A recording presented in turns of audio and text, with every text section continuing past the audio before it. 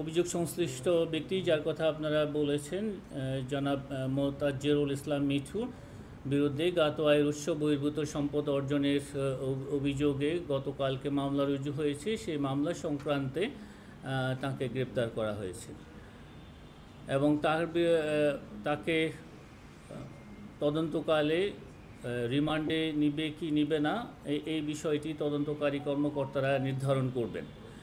যেহেতু তাকে গ্রেপ্তার করা হয়েছে, তাকে এই মুহূর্তে বিজ্ঞ আদালতে তাকে সোপর্দ করা হবে।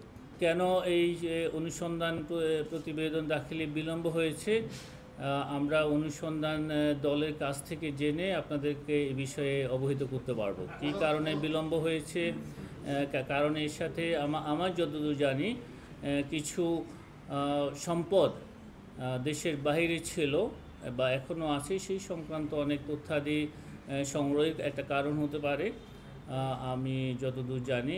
এছাড়া আর কোনো কারণ রয়েছে কিনা তাদের কাছ থেকে জেনে আপনাদেরকে জানাতে পারবো।